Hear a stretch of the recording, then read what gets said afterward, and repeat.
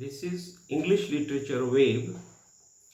I am Prof.L.B.Gayakawad talking on the ceremonial function of the language. This function is quite different from the directive and expressive functions of the language. What is here said? It is said that the ceremonial function is very much different from the expressive and directive functions of the language. The ceremonial function means something ceremony is there, something festival is there. Means there are the matters like the festivals, like the culture. Means some culture is discussed there through the language, and that's why here the ceremonial function is very much different from the expressive and directive function of the language. This function tells the speaker to use the ritual language. Ritual language means, I will say, here the speaker uses the cultured language, the language which is respective language or which is the respectable language. Means the ceremonial function is the function in which the language helps the speaker to use the ritual language.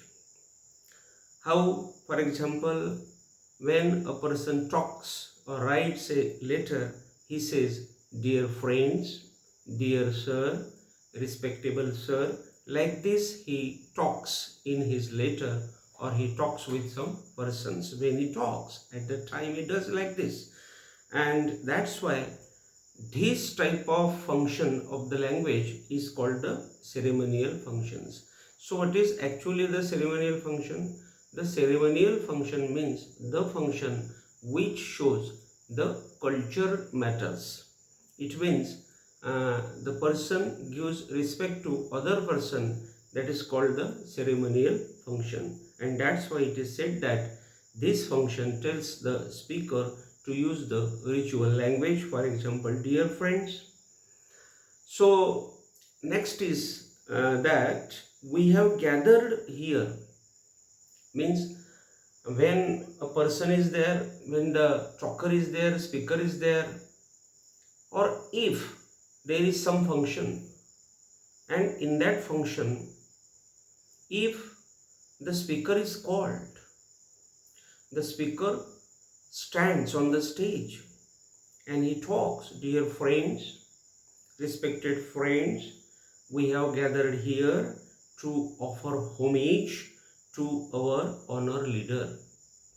It means that there is the leader in the discussion. It means there was the leader and that leader is now dead. And that's why this speaker is standing on the stage to give the homage. Means to give the offering of prayers, because he is dead.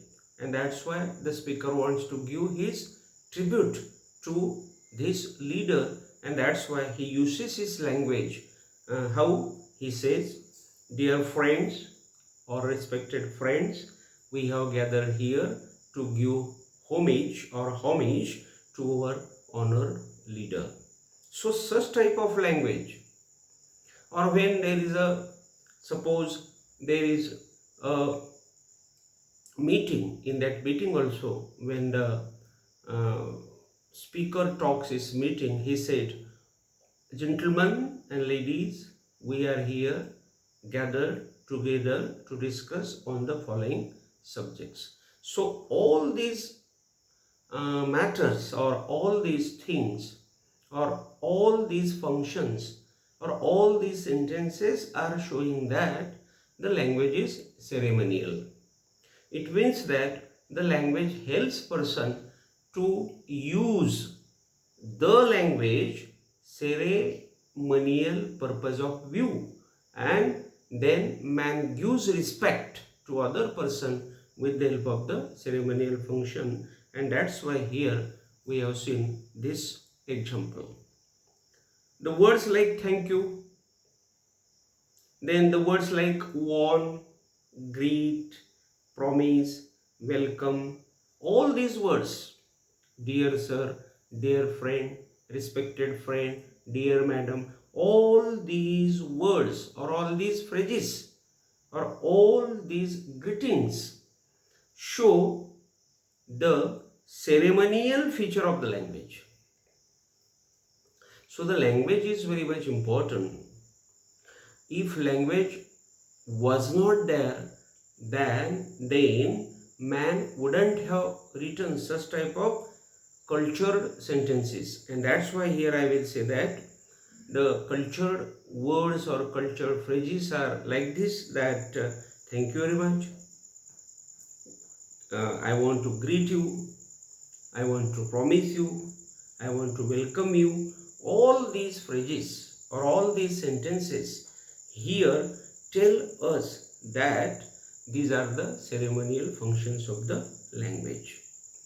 Then the next example which I want to say is that when we are there before the God is there, and when we are in the temple and the God is before us and we are before the God,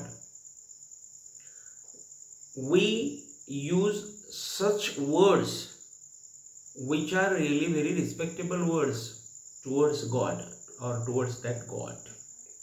So when we are there for the prayer to God is spoken with this ceremonial function of the language. It means that when the speaker is there standing before the God and the speaker wants to give his prayer to God, he talks in the ceremonial function of the language, means he helps there himself with his function, and the language comes there to help him, and that language helps him to speak his prayer, and he talks his prayer very nicely, and that is called the ceremonial functions. Means the prayer which is given to God is also spoken with this function. For example, I will say, God, please help me. Or when we are going to bless somebody, if some boy has won the race, or if there is some persons and they have done some successful stories, then we say, God bless you. We say, God bless you, my friends. Or if a little child is there, we say, or I say, or everybody says, God bless you. So God bless you is the example which is also the example of the ceremonial function of the language. Then again we say, God may bless you, I wish you good health. I wish you good health. This is also the ceremonial function of the language, or this is also the example of the ceremonial function of the language. If there is the functions of I will say festivals, if there is the Diwali festival, if there is Dashahara is there, if there is Christmas, on these days also we give the greetings to our persons, and all these greetings are given in the ceremonial function of the language.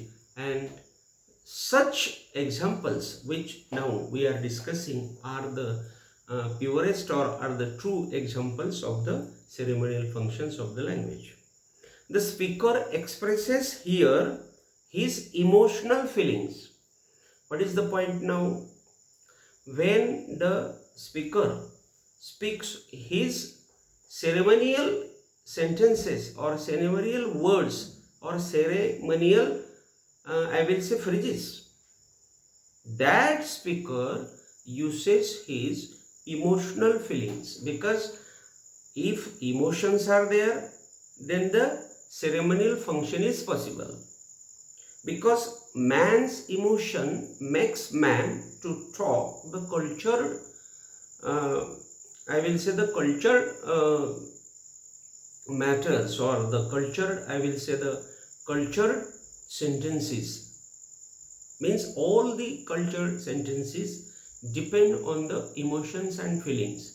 If we are so much desirous, willing, or if we have the particular feeling, if we are the persons of sentimentality, emotionalism, then it is quite possible that we will talk the sentences which will be very emotional sentences, and all these emotional sentences are called the ceremonial functions, and all these ceremonial functions are discussed with the ceremonial functions of the language. So next point is here to discuss is that does these ceremonial functions, or this ceremonial function of the language relates with man's celebrations. Relates with man's celebrations, it means that it is related with the festivals of man, with the I will say there are our 2 days, means 15th of August, Republic Day. These are the, or the 1st May of Maharashtra. So all these celebrations or all these festivals are there, and on these festivals or celebrations we use the ceremonial function. Then there are the cultures, means marriages are there. So in the marriage also, when we write the marriage card, in that card also we use the ceremonial language. So cultural language we use there in the particular marriage card, and that's why the celebrations, cultures, religions, if there is the point of religion, then we use the ceremonial language, and if there are the spiritualized stories, then we use the ceremonial language. Means the ceremonial language is used for the celebrations, cultures, religions, and spiritualized stories. So here we can say that the ceremonial function of the language, or the language, helps man to express his ceremonial talkings or his ceremonial matters with the help of the ceremonial function. So this is the basic function of the language, which is called the ceremonial function of the language. Then we have taken the example of the marriage. If there is the marriage, we print the marriage card, and in those marriage cards we write such sentences which are really the ceremonial sentences, and that is the ceremonial language, or that is the ceremonial function of the language, I will say. The marriage cards and the greeting cards, just we explain that there are some festivals, means if there is the Diwali holiday, or if there are the Diwali culture, Dashera culture, Christmas culture, if such type of cultures are there or cultural days are there, then we people purchase some greeting cards, and when we see those greeting cards, on them we find the cultural or ceremonial sentences, and those sentences are made by those people who had actually or have actually created those sentences or prepared those sentences. They prepare those sentences with the help of the ceremonial function of the language, and that's why the greeting cards also show us the beautiful sentences which are the ceremonial I will say sentences. So the marriage cards, greeting cards are made using the ceremonial function. Cultural remarkable sentences are used in them. It means that in the marriage cards or in the greeting cards, there are the remarkable sentences shown, or remarkable sentences are given there because if there are no remarkable sentences, then nobody will purchase that marriage card or nobody will purchase that greeting card, and that's why the seller writes there those ceremonial sentences or phrases there. Though language is ceremonial, it is the function of the directive and expressive function. So this point is very great point, I will say, or let me tell you that there is no difference between the expressive function, directive function, and there is no difference between the ceremonial functions. It means that the ceremonial function, the expressive function, and the directive function, all these three functions are same. Why?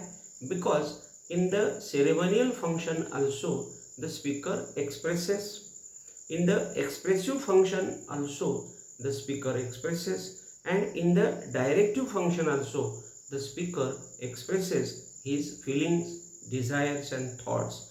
That's why all these three functions, it means all these three basic functions are equal to each other, or they are same. Then the ceremonial functions also shows the multiple functions, we can say. So these are the multiple functions. So the ceremonial function is included with the multiple functions, means in the ceremonial function the speaker uses his mind. So he expresses, he directs, he informs. So informative function is there, expressive function is there, directive function is there, and ceremonial function itself is there. So that's why there are the multiple functions of the language, and in this way these functions interlink with each other. Means these all functions, means all these multiple functions have been interlinked by the language with each other. That is the point here. The ceremonial functions of the language have knitted the total life of man culturally through literature and spiritualization. So the spiritualization and literature means this ceremonial function has created our literature and our spiritual life, and all the spiritual life and all the literature is full of only the ceremonial functions of language. And the ceremonial function means the multiple function, means there are the multiple functions. It means the informative function, expressive function, directive function, then there is the ceremonial function. In this way all the functions are there, and that's why the ceremonial function is called the multiple function also. Here today we have seen the ceremonial function of the language. Tomorrow we will see the next function, but before that I want to request you that please like, share and subscribe my channel. Thank you very much.